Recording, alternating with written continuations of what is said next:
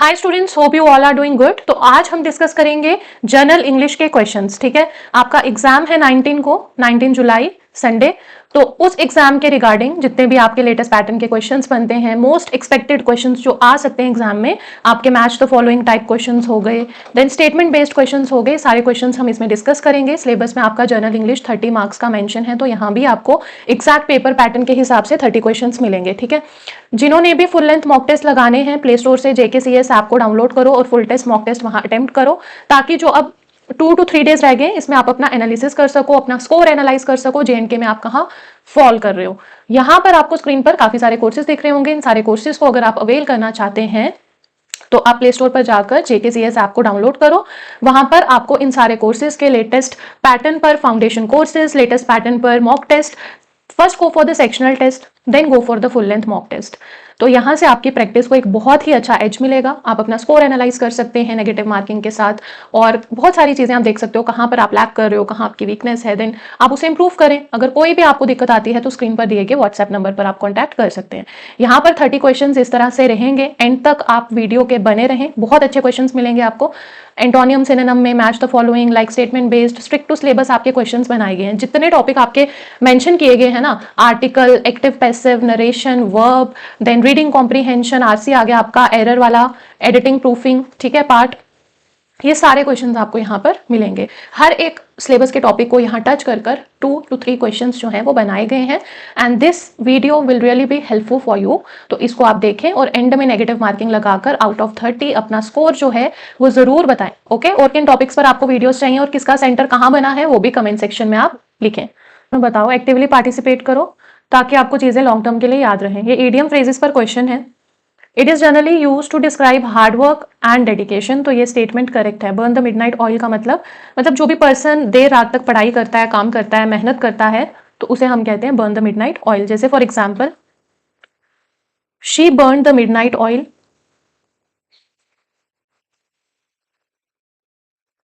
To clear the exam. ठीक है, तो फर्स्ट स्टेटमेंट यहां पर करेक्ट है। सेकंड स्टेटमेंट कह रहे हैं to waste time doing unimportant things, तो ये गलत है। ठीक है, किल करना टाइम को, वेस्ट करना टाइम को, ये इसके कॉन्टेक्स्ट में नहीं आता है। It can be correctly used in the sentence she burned the midnight oil to complete her preparation, तो ये स्टेटमेंट भी करेक्ट है। फोर्थ तो यहाँ पर है ही नहीं, ऐसे इन्होंने ऑप्शन में दिया हुआ है। तो यहाँ पर आपका आंसर आएगा B part. Only statement first and third are correct, तो B part is the answer here. इसका आंसर बताओ मुझे। Match list 1 with list 2, antonym synonym पे ये क्वेश्चन है। एंटोनियम हो गए अपोजिट, एस से सिनोनिम, एस से साइनोनिम। ठीक है, सिमिलर मीनिंग वर्ड्स हो गए सिनोनिम आपके। और ये आपकी नॉर्मन लुइस की एक बुक आती है रूट वर्ड वाली, उसको करना बहुत इंपॉर्टेंट है। इससे आपके antonym, synonym, one word substitution, ये सब अच्छे से हो जाता है। ठीक है, प्रिपेयर। तो लोकेशियस, जैसे ये वर्ड दिया हुआ है ना लोकेशियस, तो वहां पर आपको पता चल जाएगा कि ये जो लॉक है, दिस इज, ये रूट वर्ड है LOQ, और इसके कॉन्टेक्स्ट में जितने भी वर्ड्स बनते हैं वो टॉक से रिलेटेड होते हैं, क्योंकि लॉक का मतलब है बात करना, टॉक करना। तो जहां भी जिस भी वर्ड में आपको LOQ दिख गया मतलब वो टॉक से रिलेटेड है। अब मुझे बताओ क्या आंसर होगा इसका। और ये जो टैकीटर्न है, एफिमेरल है, लोकेशियस है, ये वर्ड्स इतनी बार आए हैं JKSSB एग्जाम में, प्लेसिड, ये बहुत इंपॉर्टेंट है वर्ड्स। ठीक है, तो लोकेशियस हो गया टॉकेटिव, बहुत ज्यादा बोलने वाला, तो यहां पर आएगा थर्ड। तो ए का थर्ड देखो कहाँ है, ए का थर्ड बी और सी में है, यानी ए और डी तो आंसर हो नहीं सकते। 50-50 एलिमिनेशन आपका यहाँ लग चुका है। एफिमेरल क्या होता है, जो बहुत बहुत थोड़े समय के लिए रहे। Ephemeral is temporary, like life span of flower is ephemeral. ठीक है, तो ये क्या होता है, कम समय रहने वाला, फ्लीटिंग। फ्लीटिंग भी सेम मतलब रखता है।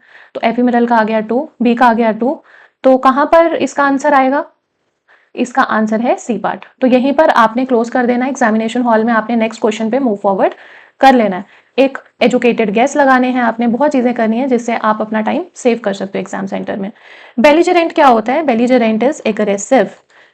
ठीक है, झगड़ा करने वाला, लड़ाकू, एग्रेसिव, तो इसका आ गया फोर्थ। प्लेसिड क्या होता है, प्लेसिड इज टैकीटर्न, डी का 1। प्लेसिड होता है काम या शांत, हम कह सकते हैं। टैकीटर्न का मतलब होता है कम बोलने वाला, रिजर्व्ड या साइलेंट। ठीक है, तो थोड़ा इसी से मैच कर रहा है तो हम इसको कर लेंगे। पर इस क्वेश्चन में यही मतलब मैचिंग दी गई है, लेकिन ये एक्चुअली इतना सेम नहीं है, ये सिनोनिम्स नहीं है, बट थोड़ा बहुत मैच करते हैं तो अकॉर्डिंग टू क्वेश्चन हम इसको मार्क कर लेंगे। ओके, तो सी आपका यहाँ आंसर है। Identify the line containing error, तो किस इन चारों लाइनों में से किस में एरर है बताओ। फर्स्ट है the manager asked the staff to complete the report by Friday, तो जो मैनेजर है यहाँ पर क्या है, सब्जेक्ट सिंगुलर, वर्ब है आस्क्ड, स्टाफ यहाँ पर क्या है, कलेक्टिव नाउन, तो यहाँ बिल्कुल सही यूज हुआ है सब चीजें, यहाँ पर कोई एरर नहीं है, ये ठीक है। Each of the reports were carefully reviewed before submission, तो ईच जो है हमेशा रूल याद रखना, ईच ऑफ के साथ प्लूरल नाउन हो तो क्या आता है आगे, सिंगुलर सब्जेक्ट, ठीक है। जैसे हम लिखते हैं ईच ऑफ द स्टूडेंट्स, हमेशा ईच क्या लेता है, सिंगुलर लेता है, इज प्रेजेंट।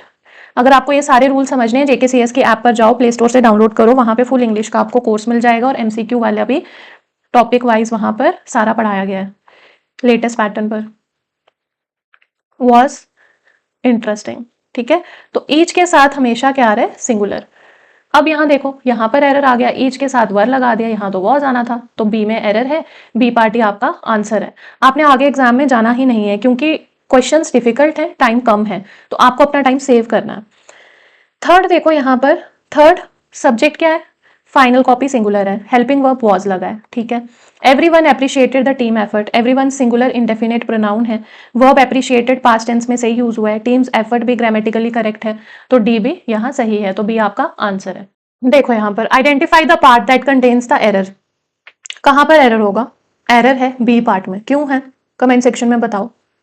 इसका रूल है नाइदर जो है ना, क्या है ये, एक सिंगुलर प्रोनाउन है, इसीलिए इसके साथ हमेशा सिंगुलर वर्ब यूज होता है, जैसे कि neither of the two students या neither of the two candidates, have नहीं आएगा, यहां पर आएगा हैज। यहाँ कैंडिडेट्स जो है वो प्लूरल है, लेकिन सब्जेक्ट यहाँ पर हम क्या ले रहे हैं, नाइदर है, इसलिए वर्ब आएगा, तो यहाँ पर हैव नहीं आएगा, यहाँ आएगा हैज, तो बी में एरर है। ओके, आपने एक चीज यहाँ पर ना याद रखनी है, आपको एक नोट्स में या इंपॉर्टेंट कहीं भी ये लिख सकते हो, किस किस के साथ सिंगुलर वर्ब आता है। ईच के साथ आता है सिंगुलर वर्ब, ठीक है। एवरी के साथ आता है, आइदर नाइदर के साथ आता है, एवरीवन के साथ आता है, समवन, नोबडी, इन सब के साथ सिंगुलर वर्ब आते हैं। एग्जाम्पल के तौर पे हम लिख सकते हैं जैसे each student dash a book, तो क्या आएगा, हैज, ठीक है। यहां हम लिख सकते हैं आइदर ऑफ द आंसर्स, और मुझे सेंटेंस फ्रेम करके बताओ कमेंट सेक्शन में, और किन टॉपिक्स पर आपको वीडियोस चाहिए ये भी लिखो, किसका सेंटर संडे को कहाँ बना है वो भी लिखो आप। यहां हम लिख सकते हैं ऐसे, नाइदर ऑफ द प्लेयर्स, अब हमने यहाँ प्लेयर्स नहीं सब्जेक्ट लेना है, हमने नाइदर सब्जेक्ट लेना है, उसके अकॉर्डिंग वर्ब लगाना है, इंजर्ड, तो आएगा वॉज, ठीक है। अब एक बहुत ही अच्छी चीज है सब्जेक्ट वर्ब एग्रीमेंट, जब आप पढ़ते हो उसके लास्ट रूल में या कहीं ना कहीं रूल, वैसे तो मैंने जो बुक पढ़ी थी उसके लास्ट रूल में था ये चीज कि जब भी आइदर और इकट्ठे आते हैं या नाइदर नॉर इकट्ठा आता है, तो उस सेंटेंस में एक होगा सब्जेक्ट वन और एक होगा सब्जेक्ट टू, तो हमने जो वर्ब लगाना है, हमने वर्ब किसके अकॉर्डिंग लगाना है, सब्जेक्ट टू के अकॉर्डिंग, ठीक है। जैसे कि इस रूल का मतलब क्या है, एक एग्जाम्पल से समझते हैं, बहुत इंपॉर्टेंट रूल है, इतनी बार अभी लेटेस्ट पैटर्न पे आ रहा है ना ये। जैसे neither the student nor the teachers dash present. अब आप मुझे यहां पर बताओ एक चीज, ये कौन सा रूल है, जो हम पहले पढ़ रहे थे उसमें तो आइदर था नाइदर था, पर ऐसा तो नहीं था ना, आइदर और वाला सीन नहीं था, नाइदर नॉर वाला सीन नहीं था, बट यहाँ देखो नाइदर नॉर लगा है, तो ये देखते ही ना आपके दिमाग में हिट होना चाहिए सब्जेक्ट वर्ब एग्रीमेंट का रूल, जिसमें कहते हैं कि जब भी आइदर और लगा हो या नाइदर नॉर लगा हो तो सब्जेक्ट वन और सब्जेक्ट टू, तो सब्जेक्ट टू के अकॉर्डिंग वर्ब लगता है यहाँ पर। अब इस चीज को समझो, यहाँ पर मुझे बताओ क्या आएगा, नाइदर द स्टूडेंट, स्टूडेंट यहाँ सब्जेक्ट वन क्या है, स्टूडेंट, जो क्या है सिंगुलर है, एस तो नहीं लगा ना, सिंगुलर है। सब्जेक्ट टू क्या है, टीचर्स, टीचर्स के साथ लगा एस, मतलब ये है प्लूरल। अब वर्ब जो लगेगा वो सब्जेक्ट टू के अकॉर्डिंग लगेगा, तो सब्जेक्ट टू के अकॉर्डिंग क्या आएगा यहाँ पर, neither the student nor the teachers are present लिख सकते हैं हम, वर प्रेजेंट लिख सकते हैं, जो भी हमें दिया होगा उस हिसाब से, बट प्लूरल वर्ब होना चाहिए। ठीक है, अब यहां पर ही आप एक और एग्जाम्पल देख लो, वैसे तो मैं यहीं भी लिख सकती थी, जैसे आपको दिया होगा ना,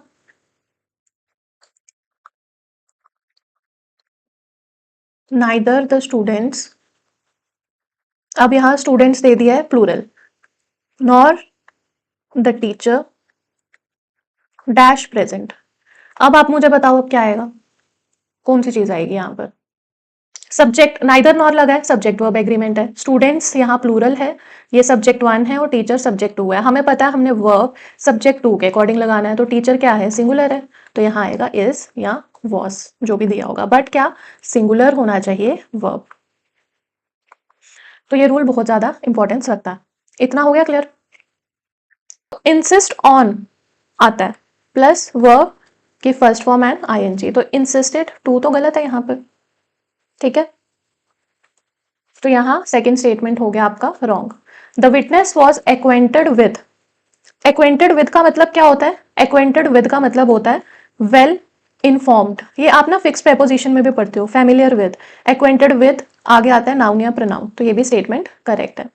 ही has no objection for, objection के साथ फॉर नहीं आता है, टू आता है, अपियरिंग बिफोर द कोर्ट, यहाँ फॉर गलत है, टू होना चाहिए, तो यहाँ पर करेक्ट स्टेटमेंट पूछा है, first and third only answer है ए पार्ट, अगर इनकरेक्ट पूछा होता तो सेकंड एंड फोर्थ इनकरेक्ट होते। ठीक है, फिक्स्ड प्रेपोजिशंस अच्छे से लर्न करनी है, क्योंकि उसमें भी अगर आ जाता है तो आपको फिर एरर फाइंड आउट करने में हेल्प होता है। Okay, they should follow all the instructions carefully. तो क्या आएगा, सब्जेक्ट क्या है, दे है, मोडाल वर्ब क्या है, शुड है, मेन वर्ब क्या है, फॉलो है, ऑब्जेक्ट है ऑल इंस्ट्रक्शंस, और एडवर्ब है केयरफुली।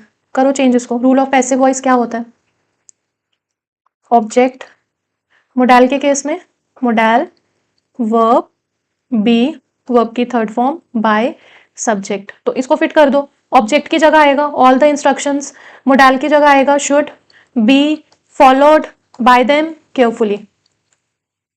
तो क्या है आंसर इसका,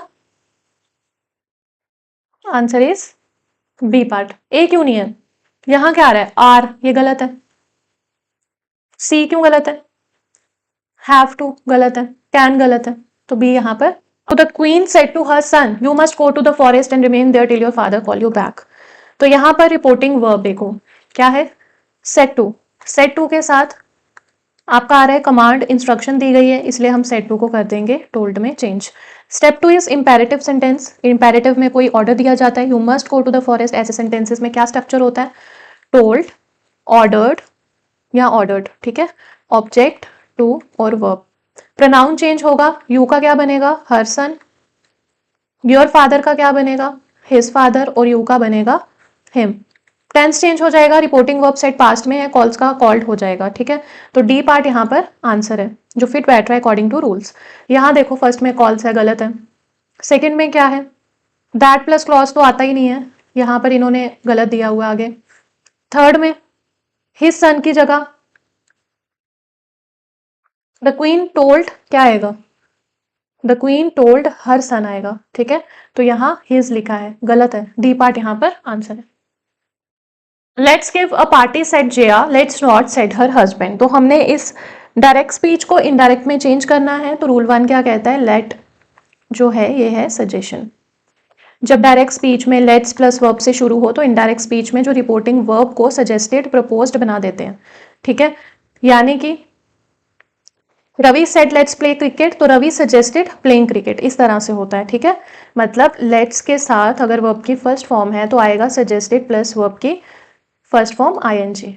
रूल 2 कहता है कि लेट्स के साथ अगर नॉट है, जैसे यहां दिया गया है, तो क्या होता है, नेगेटिव सजेशन, अपोजिशन आता है, यानी अपोज द आइडिया आ सकता है, सजेस्टेड नॉट वर्ब की आईएनजी फॉर्म, या वाज अगेंस्ट द प्रपोजल हम यूज कर सकते हैं। तो यहां पर आएगा कि Jiya suggested giving a party but her husband opposed the idea, क्योंकि लेट्स नॉट है तो अपोज्ड आएगा। ओके, तो यहां पर इसका आंसर है बी पार्ट।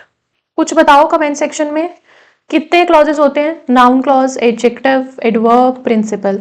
तो सेंटेंस को दो पार्ट्स में डिवाइड करो। पहला है I remember the year, this is principal clause, and when she got her job is subordinate clause. तो हम यहाँ पर लिखते हैं कि जो क्लॉज है द ईयर के बारे में क्या दे रहा है, एक एक्स्ट्रा इंफॉर्मेशन दे रहा है, वो वाला ईयर जिस साल में उसने अपनी जॉब ली है, when she got her job, ठीक है, यानी कि ईयर को डिस्क्राइब कर रहा है। तो जो क्लॉज नाउन या प्रोनाउन को डिस्क्राइब करे उसे हम एडजेक्टिव क्लॉज या रिलेटिव क्लॉज कहते हैं। तो यहाँ बी आंसर आएगा। अगर क्लॉज किसी नाउन प्रोनाउन की क्वालिटी, आइडेंटिटी या इंफॉर्मेशन बताए तो वो रिलेटिव क्लॉज या एडजेक्टिव क्लॉज होता है, और उसमें रिलेटिव वर्ड्स यूज होते हैं like who, whom, whose, which, that, where, when, why। ठीक है, match the word with their meaning, plaintive, rampant, discernible. क्या है इसकी मीनिंग? जो आपका प्लेंटिव वर्ड है इसका मतलब होता है दर्द भरी आवाज या उदासी, ठीक है। जैसे हम एग्जाम्पल लिख सकते हैं, the child gave a plaintiff cry, दर्द भरी आवाज या सैडनेस, ठीक है। तो sounding sad is it's answer, first का थर्ड। अब फर्स्ट का थर्ड ए में है, डी में है, यानी ये दो तो आंसर है नहीं, ए और डी में से ही आपका आंसर है।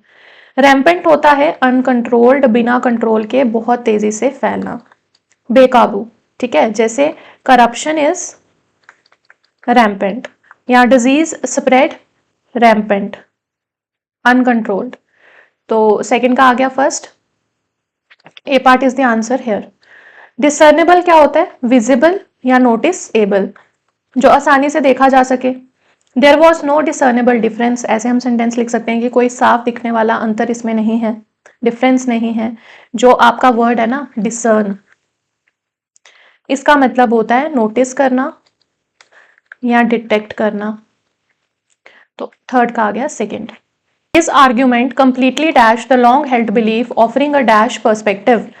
तो यहां पर आएगा बी पार्ट, चैलेंज्ड और रेडिकल, मतलब उसकी बात, आर्ग्यूमेंट ने पूरे टाइम से चले आ रहे विश्वास यानी लॉन्ग हेल्ड बिलीफ को चैलेंज किया और बिल्कुल नया अलग सोचने का तरीका दिया। चैलेंज हो गया, चैलेंज किया, अपोज किया, रेडिकल हो गया बिल्कुल नया, बहुत अलग, रेवोल्यूशनरी। तो यहाँ पर इसका आंसर बी है। रीइंफोर्स्ड होता है और मजबूत किया, और कन्वेंशनल होता है ट्रेडिशनल। सपोर्ट हो गया सपोर्ट करना, ट्रेडिशनली हो गया पुराना, इग्नोर हो गया नजरअंदाज करना, कॉमन हो गया आम। तो बी पार्ट यहाँ पर इसका आंसर है। जो द फॉलोइंग स्टेटमेंट हमने यहाँ करेक्ट वाली देखनी है। आई थिंक ये क्वेश्चन हम पहले भी कर चुके हैं, बट चलो फिर से कर लेते हैं। रिस्पॉन्सिबल फॉर इंश्योरिंग, ये करेक्ट है क्योंकि रिस्पॉन्सिबल फॉर के साथ नाउन जिरंड आता है, वर्ब की first form I N G. First statement is correct. Insisted to नहीं होता है, इंसिस्ट ऑन होता है और फिर आगे जिरंड लगता है, ठीक है। जैसे for example she insisted on meeting the जज, या she insisted on helping me. तो सेकंड स्टेटमेंट यहां पर गलत है। थर्ड स्टेटमेंट करेक्ट है, एक्वेंटेड विद होता है, फेमिलियर विद, ये एक फिक्स्ड एक्सप्रेशन है। जैसे I am acquainted with the rules, या she is acquainted with the procedure. तो थर्ड ठीक है। यहां पर फोर्थ गलत है, नो ऑब्जेक्शन के साथ जिरंड गलत है। यहां आएगा I have no objection to waiting होता है, या they objected to entering the room होता है। तो फोर्थ गलत है। First and third only answer है, हमने पहले भी किया। इसको करो अरेंज। रीअरेंजमेंट ऑफ सेंटेंसेस का ये पार्ट है। कैसे अरेंज करेंगे इसको? कमेंट में आंसर बताओ अरेंज करके ना। देखो, देयरफॉर से तो स्टार्ट नहीं होगा, द रिक्रूटिंग एजेंसी भी नहीं होगा, तो क्या होगा यहां पर? इट ऑल्सो स्टेटेड भी नहीं, अ पब्लिक नोटिस। ये इंट्रोड्यूस कर रहा है मेन सब्जेक्ट को, पब्लिक नोटिस, उसके साथ इंस्ट्रक्शन। तो ये बेस्ट ओपनिंग सेंटेंस है डी। तो यहाँ पर डी किस में है? डी एक में ही है। तो B part is the answer here. यहाँ पर तो आपको और कुछ देखने की जरूरत ही नहीं है। बट हम आगे देखते हैं, जो बी है वो क्या कर रहा है। डी के बाद क्या आएगा? डी के बाद आएगा बी, मतलब रिक्रूटिंग एजेंसी जो है ये कनेक्ट कर रहा है डायरेक्टली उसके साथ, स्पेसिफाई कर रहा है कि रिक्रूटिंग एजेंसी ने रिलीज किए प्रोविजनल एडमिट कार्ड्स। फिर उसके बाद देयरफॉर आता है थर्ड सेंटेंस में, फॉलो कर रहा है logically by stating that therefore candidates जो एडवाइस किए गए अपनी डिटेल्स वेरीफाई करने के लिए, और एंड में आएगा सी। कंक्लूड कर रहा है पैराग्राफ को फर्दर इंस्ट्रक्शन देकर। Identify the part that contains the error. तो यहाँ पर एरर है सी पार्ट में, वॉज गोइंग ऑफ, क्योंकि इसका रूल मैंने आपको बहुत बार लिखवाया है, हार्डली हैड सब्जेक्ट वर्ब की थर्ड फॉर्म, व्हेन सब्जेक्ट और पास्ट इंडेफिनिट आता है, ठीक है। तो यहां पर आएगा hardly had the meeting began when the electricity was going off नहीं आएगा, यहां आएगा वेंट ऑफ। ओके, यहां पर हमने एरर देखना है किस पार्ट में है। रूल है कि जब भी कोई अपॉइंटमेंट हो, कोई इलेक्ट हो, मेक, चूज, नेम जैसे वर्ब्स के बाद अगर पोस्ट या पोजीशन का नाम आता है तो एज यूज नहीं होता है यहां पर, ठीक है। और यहां पर क्या आएगा बताओ मुझे। यहां पर देखो she has been appointed as, तो एज नहीं आएगा यहां पर, ए पार्ट में एरर है। एरर देखना है यहाँ पे, the committee has decided to implement the new policy. तो कमिटी क्या है, कलेक्टिव नाउन है। जब कमिटी को एक यूनिट माना जाता है तब हम क्या यूज करते हैं यहाँ पर, हैज, तो ये करेक्ट है। एवरी एम्प्लॉय, तो एवरी का रूल क्या था, एवरी के साथ सिंगुलर नाउन और सिंगुलर वर्ब, तो एवरी एम्प्लॉय सिंगुलर सब्जेक्ट है इसीलिए आर नहीं, यहाँ पर इज आएगा, तो यहाँ पर एरर है, B part is your answer. Any violation will be dealt with accordingly, तो डील विद किसी मैटर को हैंडल करना है और अकॉर्डिंग टू हो गया नियमों के अकॉर्डिंग, तो ये ठीक है। मैनेजमेंट जो है this is singular collective noun, इसलिए अप्रिशिएट्स ही आएगा यहाँ पर, तो ये भी करेक्ट है। B playing statements about verb is correct. तो फर्स्ट स्टेटमेंट यहाँ पे कह रहे हैं कि auxiliary verb can never function as main verb, तो ऑक्सिलरी वर्ब हेल्पिंग वर्ब्स कई बार मेन वर्ब भी बन सकते हैं, जैसे शी इज रीडिंग, इज क्या है यहाँ पर, हेल्पिंग वर्ब। अब शी इज अ डॉक्टर, तो यहाँ पर क्या है, इज, ये मेन वर्ब है, लिंकिंग वर्ब जिसको हम कहते हैं, तो फर्स्ट स्टेटमेंट यहाँ पर इनकरेक्ट है क्योंकि ये बन सकते हैं। द वर्ब हैव क्या है, हैव सिर्फ हेल्पिंग वर्ब नहीं होता, मेन वर्ब भी होता है, ये भी इनकरेक्ट है। ओके, लिंकिंग वर्ब कनेक्ट करता है सब्जेक्ट विद सब्जेक्ट कॉम्प्लीमेंट, तो ये करेक्ट है, subject linking verb subject complement. Every transitive verb can be used without an object, तो ये इनकरेक्ट है, C is the correct answer. Sentences uses the correct preposition, the committee is divided between several opinion, तो between तो two persons के बीच में आता है ना, मोर देन टू हो तो एमंग आता है, यहाँ पे आना था the committee is divided among several opinion. He is proficient at French, तो प्रोफिशिएंट के साथ इन आता है, ये भी गलत है। The manager was angry with the employee for the delay, angry with person आता है, ठीक है, मतलब किसी पर्सन से नाराज होना, और एंग्री फॉर यहाँ रीजन बताने के लिए यूज होता है, फॉर द डिले हो गया जैसे, तो ये सी करेक्ट है। शी इंसिस्टेड टू, इंसिस्ट के बाद आता है ऑन, वर्ब की first form ING gerund use होता है, जैसे she insisted on paying the bill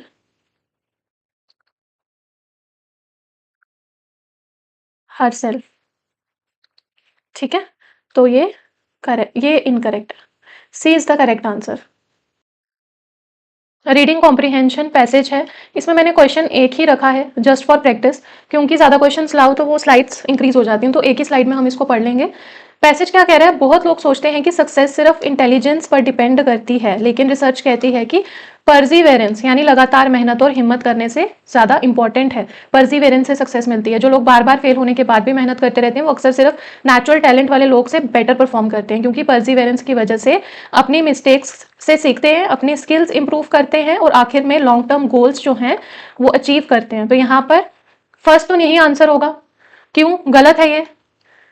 passage ने ये नहीं कहा कि इंटेलिजेंस की कोई इंपॉर्टेंस ही नहीं है, बस ये कहा है कि परसिवेरेंस ग्रेटर रोल प्ले करती है। सेकंड भी गलत है, पैसेज कहता है कि सिर्फ नेचुरल एबिलिटी पर डिपेंड करने वाले लोग परसिवेरेंस वाले लोगों से पीछे रह जाते हैं, तो ऐसा नहीं है। Third statement is correct, persistence जो है enables people to learn from, इसका इन्फ्रेंस है कि फेलियर से सीखना सक्सेस पाने में बहुत इंपॉर्टेंट रोल निभाता है, तो थर्ड वाला करेक्ट है, डी गलत है। हमने देखना है कहाँ जो है आर्टिकल का यूज सही तरीके से हुआ है। फर्स्ट में गलत है, एंड नहीं, क्या होगा, यूरोपियन में यू की आवाज आ रही है ना, वाई यू कॉन्सोनेंट है, ए आएगा, ठीक है। अम्ब्रेला में एन अम्ब्रेला आएगा। थर्ड क्या आएगा, यहाँ ऑनेस्टी क्या है, एब्स्ट्रैक्ट नाउन है, तो द नहीं लगेगा, यहाँ पर आएगा honesty is always appreciated in society. He was elected chairman of the committee. तो क्या आएगा? इलेक्ट क्या है? पोस्ट है ना, इलेक्ट। इलेक्ट यहां पर पोस्ट है, इलेक्ट पोस्ट है तो नहीं आएगा। No article is followed by this. तो यहां पर एक चीज की करेक्शन है कि कोई भी यहां करेक्ट नहीं है।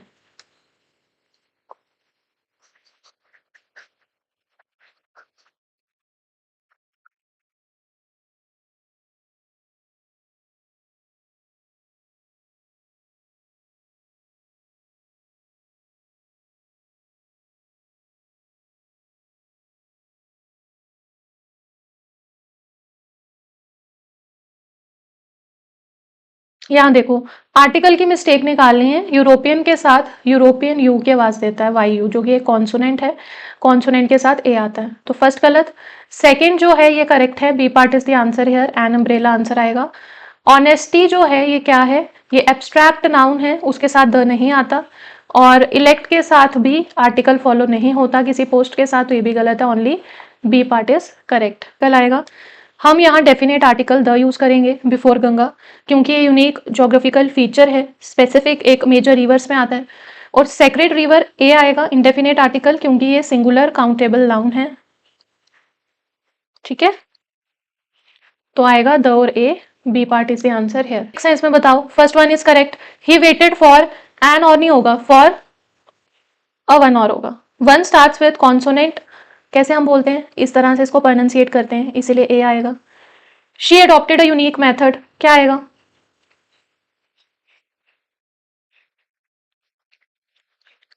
क्या करेक्शन है बताओ, खुद बताओ अब आप।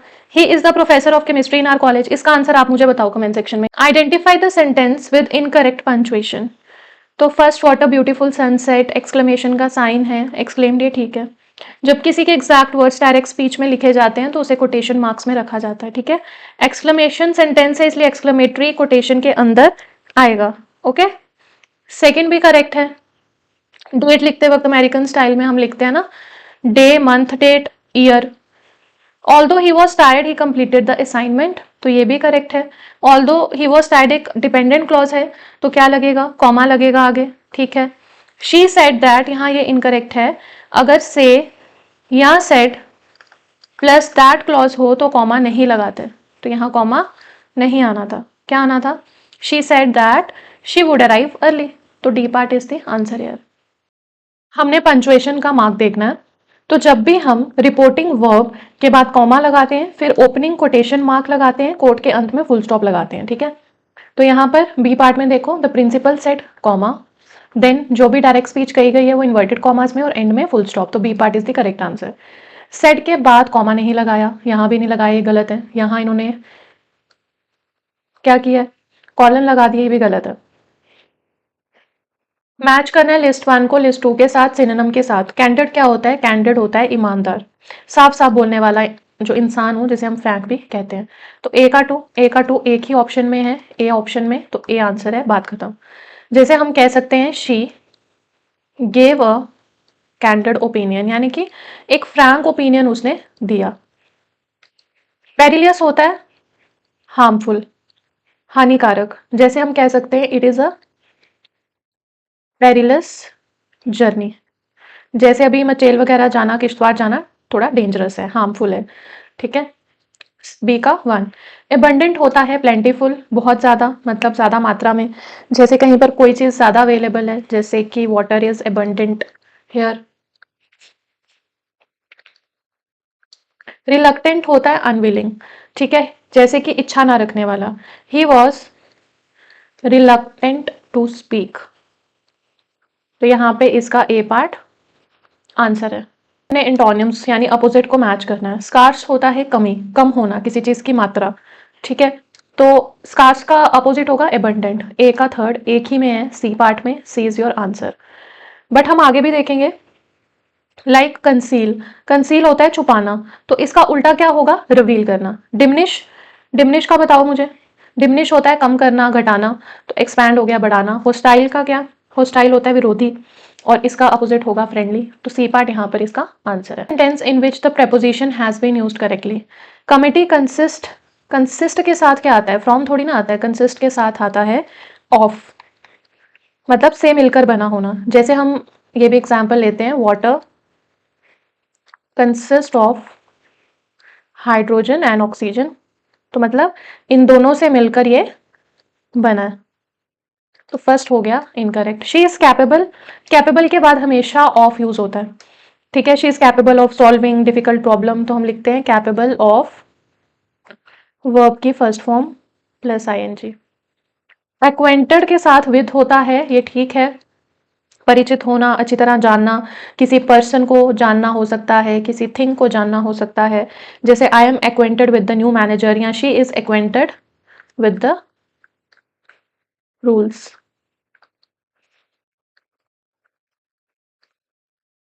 ये सी आंसर है यहाँ पर, सी ठीक है। एक्यूज्ड के साथ क्या आता है, एक्यूज्ड वॉज चार्ज्ड, ऑफ नहीं आएगा, यहाँ विद आएगा। चार्ज्ड विद किसी मतलब अपराध का आरोप लगाना। He was charged with murder, she was charged with cheating, तो ये गलत है, सी आंसर है। In which the preposition is used incorrectly, तो फर्स्ट में करेक्ट है, रिस्पॉन्सिबल फॉर ठीक है, सेकंड में सफर फ्रॉम भी ठीक है, थर्ड में इंसिस्टेड टू गलत है, क्या आएगा, इंसिस्ट ऑन, वर्ब की फर्स्ट फॉर्म आईएनजी, तो सी आपका आंसर है। इनकरेक्ट पूछा हुआ था यहाँ पर। जैसे हम कुछ एग्जाम्पल्स ले लेते हैं, he insisted on going with us, या हम लिख सकते हैं he insisted on accompanying us to the conference। D वाला गलत है या सही है, बताओ। डी वाला करेक्ट है, अफेक्शन फॉर आता है। जैसे हम ऐसे भी लिखते हैं, she has deep affection for her parents, ठीक है। अब आप मुझे कमेंट सेक्शन में बताओ, आउट ऑफ 30 नेगेटिव मार्किंग लगाकर आपने कितना स्कोर किया, और किसका सेंटर जो है एग्जाम का कहाँ पर बना हुआ है, और किन टॉपिक्स पर आपको वीडियोस जो है वो चाहिए। And all the best for your exam.